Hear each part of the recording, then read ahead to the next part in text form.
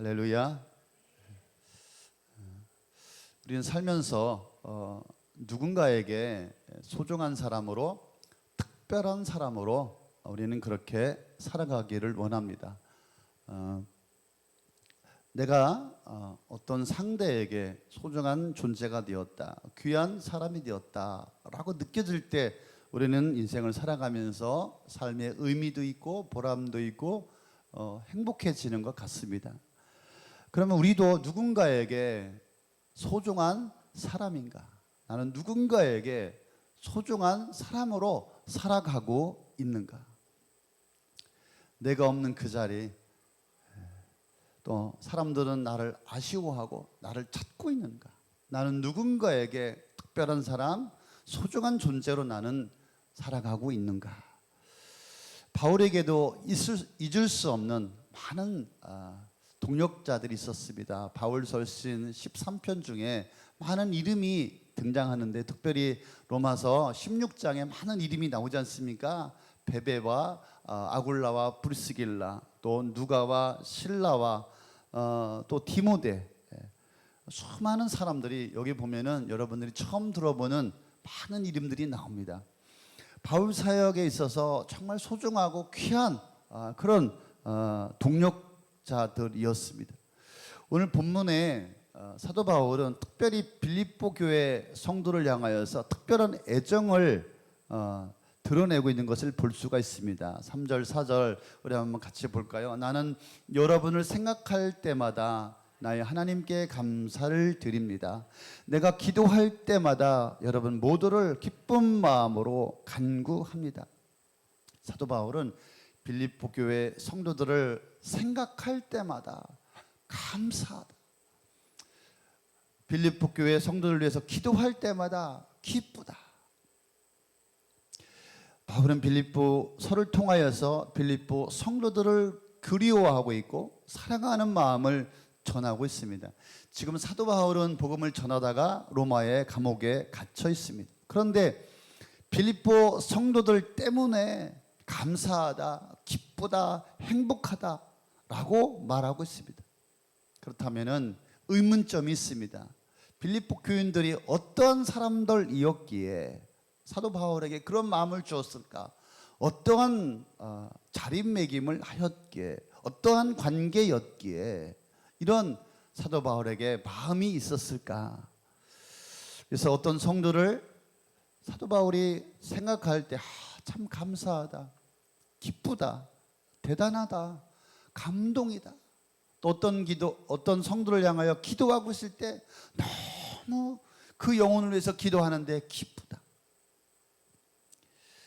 바울이 기도하는 중에 빌립보 교인들이 감사와 기쁨이 생기기보다 걱정된다, 큰일 났다, 아무 생각도 안 났다.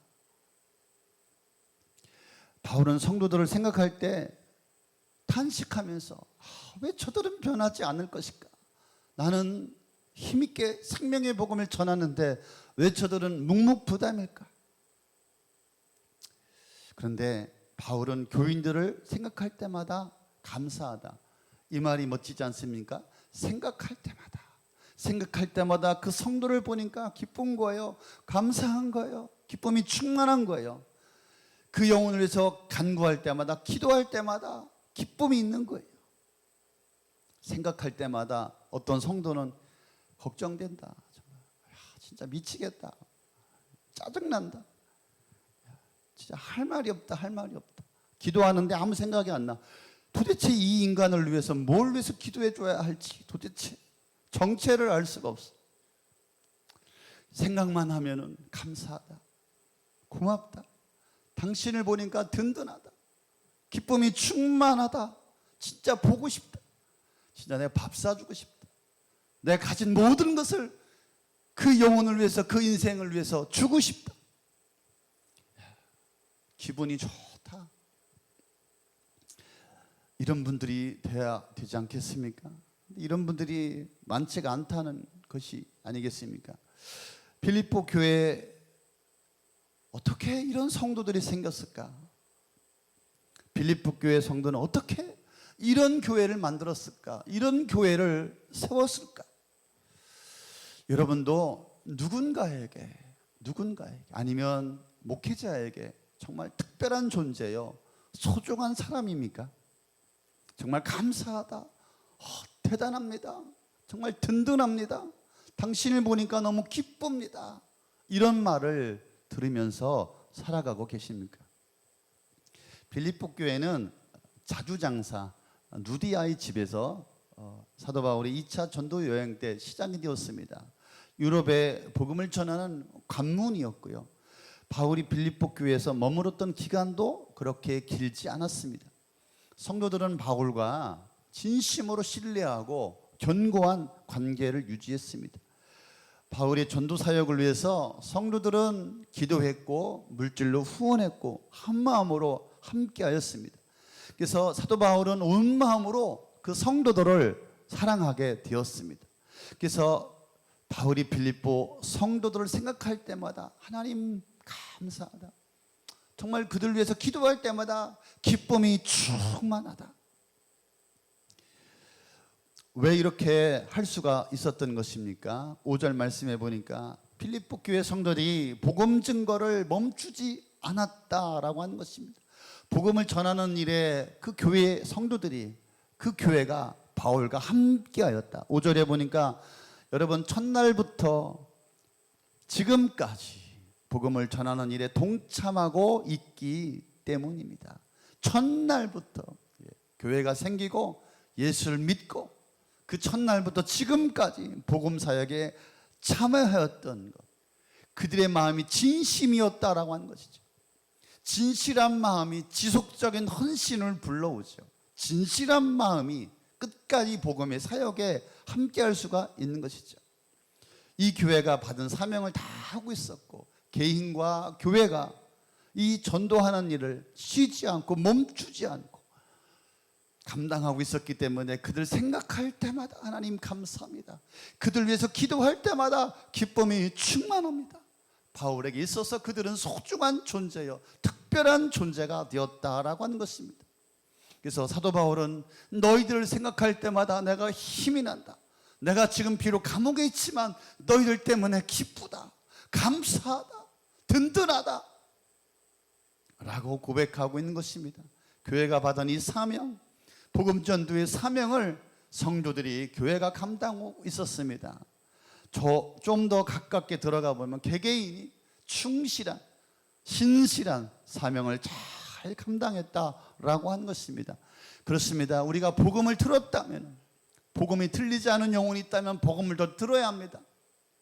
복음을 들었다면 우리는 한 영혼을 섬기며 사랑하며 그 영혼을 위해서 나의 삶을 드리는 복음 전도자의 사명을 감당해야 하고, 내가 바빠서 하는 일이 많아서 영혼을 위해서 내가 섬기지 못한다면 우리가 보내야 합니다. 도와야 하고 후원하고 함께해야 합니다. 처음부터 이렇게 복음을 전하는 일에 이들이 동참할 수 있었던 이유가 무엇일까? 저는 복음을 증거하는 일에 쉬지 않고 처음부터 끝까지 감당할 수 있었던 이유는 그들에게 있어서 믿음이 살아있었다. 5절 말씀에 보니까 그들은 믿음이 살아있었어요. 믿음이 살아있었어요. 믿음이 진실이었어요. 진짜 믿음이었어요. 믿음이 살아서 움직이는 자만이 지속적으로 처음부터 끝까지 복음을 증거할 수가 있는 것입니다. 히브리서 11장 6절 23년에 이 말씀을 마음에 새기며 살아갔으면 좋겠습니다. 함께 읽어보겠습니다. 믿음이 없이는 하나님을 기쁘시게 해드릴 수 없습니다. 하나님께 나아가는 사람은 하나님 계시다는 것과 하나님은 자기를 찾는 사람들에게 상 주시는 분이시라는 것을 믿어야 합니다. 여러분, 믿어야 합니다. 하나님이 계신 것과 상 주시고 찾는 자들에게 축복 주시는 분이심을 믿으셔야 합니다. 그래서 그들은 한순간이 아니라 일시적이 아니라 지속적으로 쉬지 않고 복음을 전했다라고 하는 것입니다. 그렇습니다. 진짜 믿음 있는 성도, 믿음 있는 인생, 믿음 있는 자가 복음 전도의 사명을 감당하고 주께서 기뻐하는 인생을 우리가 살아갈 수가 있는 것입니다.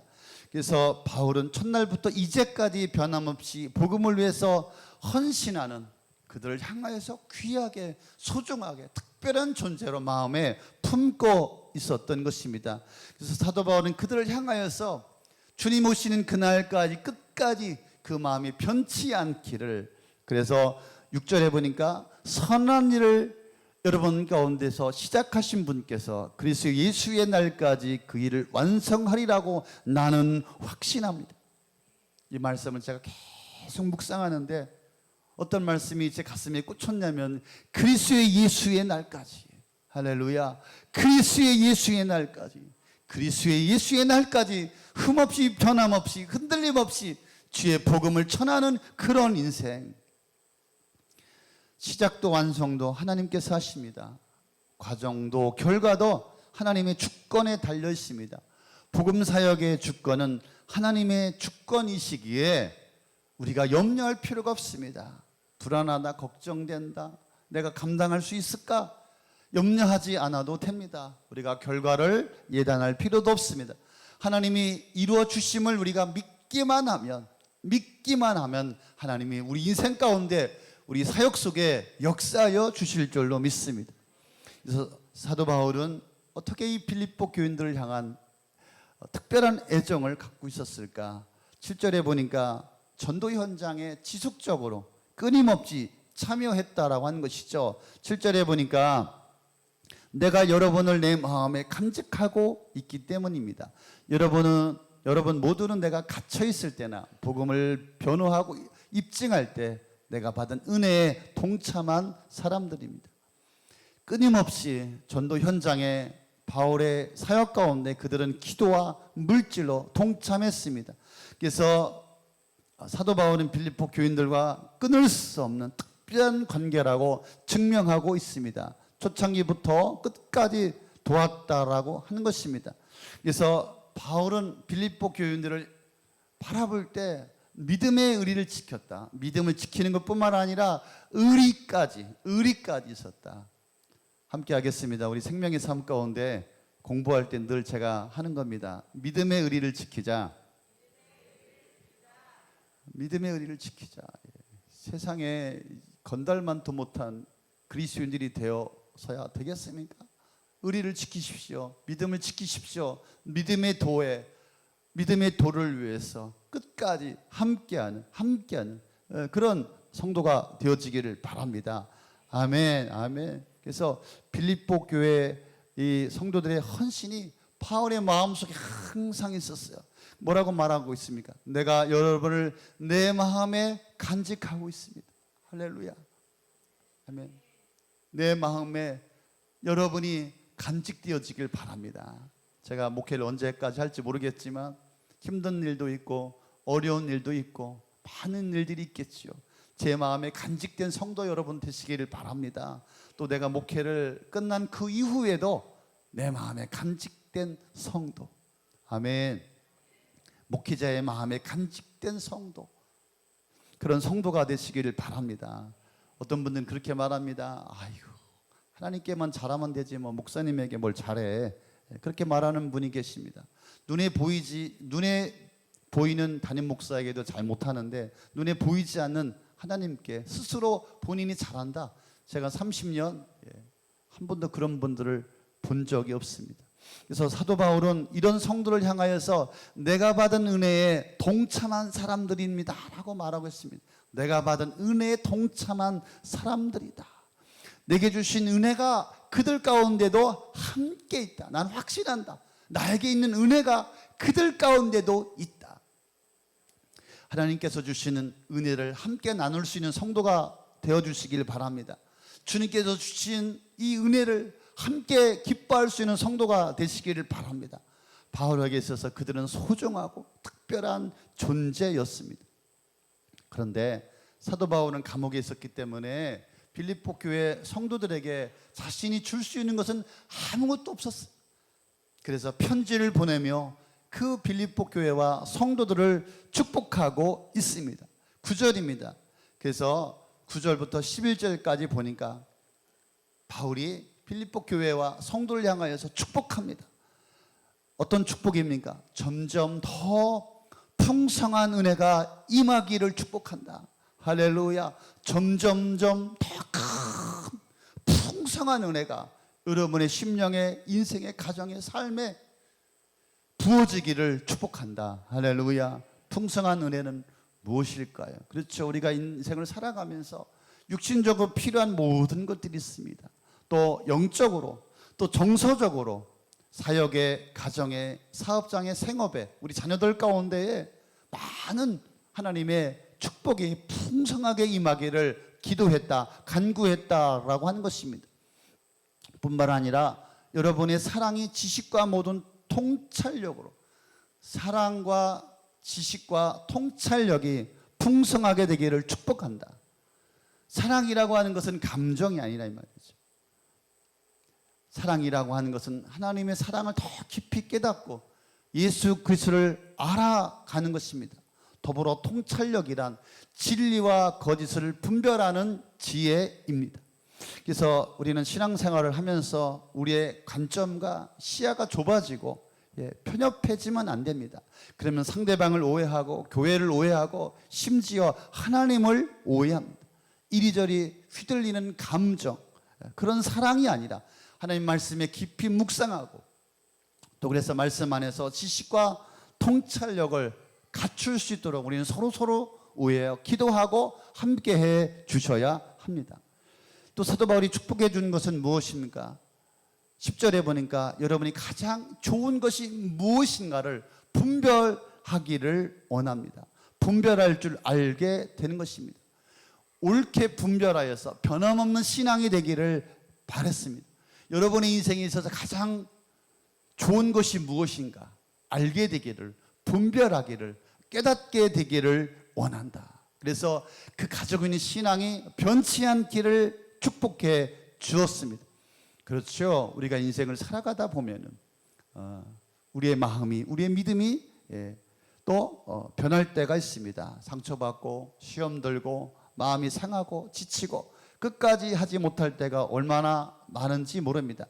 그래서 그리스도의 날까지 순결하고 흠없이 지내며 흠없이 거짓 없이 지내라. 그래서 가장 좋은 것이 무엇인지 여러분 알기를 원하고, 가장 좋은 것이 무엇인지 알았다면은 끝까지 분별력을 가지고 승리할 수 있는 여러분들 되시기를 바랍니다. 세 번째로 사도 바울이 축복해 주었던 것은 무엇입니까? 11절에 예수 그리스도께서 주시는 의의 열매로 가득 차서 의의 열매를 축복하고 있습니다. 의의 열매는 뭘까요? 거룩한 삶으로 인생의 변화입니다. 아멘. 인격의 변화입니다. 성령의 열매입니다. 삶의 열매입니다. 여러분 인생을 살아가면서 성령의 열매, 사랑과 기쁨과 화평과 인내와 친절과 선함과 신실함과 온유함과 절제, 이런 것들이 여러분의 삶에 막 드러나기를 소망합니다. 이게 뭐지? 도대체 이해할 수도 없는 그런 성도가 아니라, 야, 이런 것들이 나의 삶에 막 드러나고 있구나, 이런 의의 열매가 나타나기를 바랍니다. 예수님께서도 제자들에게 말씀하시죠. 우리가 열매를 많이 맺으면 하나님 아버지께서 영광을 받으실 것이다. 두 번째는 또 사역의 열매입니다. 전도의 열매입니다. 하나님의 나라가 확장되어지고 여러분 때문에 하나님의 나라가 이 땅 가운데 도래하고 여러분의 가정과 심령과 여러분의 삶 속에 하나님의 나라가 임하는 그런 열매가 의의 열매. 그래서 나를 통하여 잃어버린 한 영혼이 돌아온, 한 영혼이 구원받고 한 영혼이 생명을 얻는 그런 놀라운 그런 사역의 열매가 있기를 바란다라고 하는 것입니다. 그래서 고독 호숫교회의 슬로건은 또 다른 것이 있습니다. 예수님의 소원을 풀어드리는 교회. 어젯밤에 송구영신 예배 나오신 분들 들으셨습니다. 어젯밤에 저한테 기도 안 받으신 분들은 오늘 축도 끝나고 돌아가실 때 앞에 기도 카드 내시고 기도 받으셨으면 좋겠습니다. 어저께 제가 말씀을 드렸어요. 교회는 나의 소원을 풀러오는 교회, 나의 소원을 풀러오는 곳이 아니다. 교회는 주님의 소원을 풀어드리러 모인 것이 교회이다. 주님의 소원이 나의 소원이 되길 원합니다. 나의 소원이 주님의 소원이 되어지기를 원합니다. 교회는 뱃놀이, 꽃놀이, 구경하는 곳이 아닙니다. 주님의 소원을 이루어드리는 곳이 교회입니다. 그래서 사도 바울은 선한 열매가 가득하기를 축복하고 있습니다. 그래서 마지막에 보니까 11절에 나는 기도합니다. 이 말이 제 가슴에 심장에 꽂혔어요. 나는 기도합니다. 이야, 멋지구나 사도 바울. 나는 여러분을 위해서 기도합니다. 할렐루야. 매일마다 엎드려 여러분의 이름을 부르며 기도합니다. 의의 열매가 맺히기를, 풍성한 하나님의 축복이 부어지기를, 하나님 나라와 복음을 위해서 끝까지 사명을 감당하는 성도들이 되기를 축복합니다. 결론입니다. 나는 어떤 존재인가? 나는 정말 누군가에게 소중한 존재인가? 부모로서, 자식으로서, 또 아내와 남편으로서 소중한 존재인가? 그건 당연한 거 아니겠습니까? 아버지로서, 어머니로서, 자식으로서, 남편으로서 소중한 남편이 안 되신 분 계십니까? 이런 아내를 볼 때, 자녀를 볼 때, 나의 아버지를 볼 때, 우리 부모님을 볼 때 소중한 존재는 당연한 것이 아니겠습니까? 그런데 나는 주 안에서, 그리스도 안에서, 이 믿음의 공동체 안에서, 성도 안에서 나는 어떤 사람인가? 나는 정말 소중하고 존귀한, 그렇게 특별한 존재인가? 성도들이 볼 때 어떤 분은 괜찮은 분이 있더라고요. 그런데 사역자가 볼 때는 조금 현찮다, 부족하다 이런 분이 계시고요. 반대로 사역자들이 볼 때는 정말 괜찮은데 또 성도들이 그분을 볼 때는 조금 문제가 있다. 우리는 정말 어떤 사람인가? 정말 그리스도 안의 믿음 안에서 소중하고 특별한 존재가 되어져 가고 있는가? 그래서 오늘 8절 설교의 제목이 여기서 나왔습니다. 내가 그리스도 예수의 심정으로, 여러분 갖고 계신 개역개정에는 내가 예수 그리스도 심장으로 여러분 얼마나 그리워하고 있는지 하나님이 내 증인이 되십니다. 사도 바울이 복음을 전할 때 그들은 물질로, 기도로 함께했습니다. 추운 감옥에 갇혀 있는데 외로이 죄수의 몸으로 지나는 바울을 위해서 눈물로 그들은 기도하고 그 따뜻한 마음을 전해 주었습니다. 그래서 사도 바울은 내가 그리스도의 심장으로 내가 너희를 얼마나 그리워하는지 우리 하나님 아버지께서 나의 증인이다. 그런 성도가 2023년에 여러분들 되어 주셨으면 좋겠습니다. 하나님께서 이 종을 이곳에 세워주신 이유와 목적이, 뜻이, 방향이 있지 않겠습니까? 브레이크 걸지 말고, 여러분 주장하지 말고 힘 있는 대로 도와주시고, 담임 목사가 하자고 할 때 주님의 일이구나, 주님께서 그렇게 하라고 하는구나 라고 동의해 주시고 함께 해 주시면 좋겠습니다. 아멘. 그래서 집사를 세울 텐데, 집사 교육 할 텐데, 우리 교회는 집사 그냥 아무나 집사가 뭡니까? 그냥 이름을 뭐라고 불러주기가 민망해서 많은 교회는 집사라고 불러줍니다. 우리 교회는 그런 교회가 되고 싶지 않습니다. 집사는 정말 담임 목사를 목회 잘하도록 도와주는 사람입니다. 이 교회를 함께 책임져 주는 사람입니다. 그래서 섬기고 헌신하고 봉사하고 충성한 그런 성도가 되어주시기를 바랍니다. 그래서 그렇게 감당하다 보니까 하나님이 살아계시구나, 하나님이 내 인생을 축복해 주시는구나 라고 발견하게 되는 것입니다. 한번 따라서 해주시겠습니까? 헌신하지 않으면 축복도 없다. 가만히 있으면 하나님도 가만히 계신다. 가만히 계셔 보십시오. 하나님도 가만히 계실 겁니다. 그래서 여러분들이 움직여 보십시오. 작은 일이라도 여러분이 함께 참여해 보십시오. 하나님이 여러분의 인생에, 여러분의 가정에, 여러분의 자녀가 여러분의 뜻대로 안 되죠. 하나님 앞에 헌신해 보십시오. 하나님이 그 자녀의 마음을 움직여 주십니다. 여러분의 사업이 어렵죠? 여러분의 사업이 힘들죠? 여러분이 백날 열심히 해봐야 하나님이 한 번 도와주시는 것보다 못합니다. 여러분보다 하나님이 빠르십니다. 하나님이 빠르시다고요. 아멘. 그렇죠?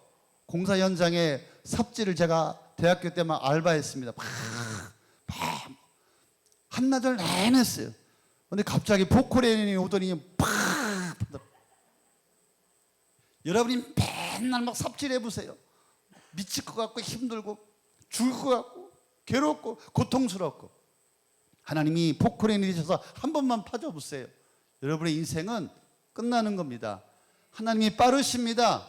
아멘. 결론입니다. 여러분들은 어떤 분이십니까? 사역자들에게 기쁨과 감사의 대상이 되고 계십니까? 천국에서는 아무 상관없이 주님과 함께 영원히 살면 됩니다. 그런데 고독 구숙교회는 담임 목사와 불편하면 안 됩니다. 사역자와 불편하면 안 됩니다. 그래서 담임 목사 일에 함께 참여하고 함께 도울 수 있는 성도들이 될 수 있기를 바랍니다. 고독 구숙교회 초신자분들이 많습니다. 저 만나서 영접하고 세례 받은 분들이 많습니다. 몸도 아픈데 섬기고, 바쁜데 섬기고, 직장 다니는데 섬기고, 여건이 안 되는데도 섬기고, 초신자인데도 섬기고. 그래서 그 성도를 생각할 때마다 너무 감사하다, 너무 기쁘다, 내 마음에 내 심장에 새겼다. 그를 위해서 기도할 때 눈물로 간구하고 그 영혼이 건강해지기를, 그 인생에 하나님의 축복이 부어지기를 간절히 간구하지 않겠습니까? 여러분, 하나님 앞에, 담임 목사 앞에 여러분들 어떤 자리매김을 하고 있습니까? 하나님께서 여러분을 이곳에 보냈다면, 이곳에 등록하셨다면 그것은 하나님의 계획이요 하나님의 뜻입니다. 나는 이 교회에서 어떤 역할을 해야 할지 하나님의 음성을 들어보시고 기도하고 하나님 앞에 나아가 보시기를 바랍니다. 나는 예수의 심장에 새겨진 인생인가? 담임 목사님의 심장에 새겨진 그런 성도인가? 그런 기쁨과 감사가 넘치는 귀한 성도가 되시기를 바랍니다. 변함없이 끝까지 충성된 쓰임받는 인생이 되어지기를 바랍니다. 아멘. 복음을 증거하는 인생, 영혼을 위해서, 교회를 위해서, 하나님을 위해서 믿음으로 살아가는 인생은 하나님께서 책임져 주실 줄로 믿습니다. 그렇습니다. 전도 현장에, 목장 현장에 하나님의 축복이 부어집니다. 목자 목녀로 섬길 때 하나님께서 집도 주시고 더 큰 차도 주시고 사업장도 주시고, 할렐루야. 그래서 우리 교회 성도들에게 빨리 사업장 돈 벌고 싶냐? 재정으로 풍성하고 싶냐? 우리 교회 제일 많이 11조 하고 싶냐? 하나님 앞에 헌신해라. 빨리 목자 목녀가 되라. 목자 목녀 까면 안 돼요, 아직은. 그런데 제가 감당하라고, 그런데 헌신할 때 하나님이 그 인생에 기름 부으시고 풍성케 해주시고 축복이 그 인생에 나타나게 되는 것입니다. 자녀 걱정하지 마십시오. 저는 우리 아이들 걱정해 본 적이 없어요. 제가 하나님 목회하니까 우리 자녀들 하나님이 책임져 주셔야죠. 제 사업이요, 전 바빠요, 목회해야 돼요. 하나님 저의 사업 하나님 책임져 주십시오. 예, 지금 어려운데 잘 됩니다. 하나님이 축복해 주십니다. 할렐루야. 주님을 위해서 삶을 든 인생 하나님께서 축복해 주시는 줄로 믿습니다. 그래서 2023년 이 새해 정말 나는 누군가에게 소중한 존재로, 특별한 존재로 살아갈 수 있는 여러분들 되시길 바랍니다.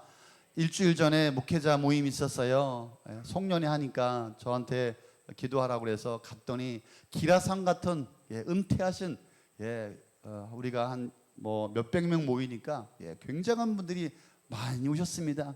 어르신 목사님이 저를 이뻐하니까 저를 앞에 앉혀놓고 이제 함께 식사도 하며 담소를 나누게 되었습니다.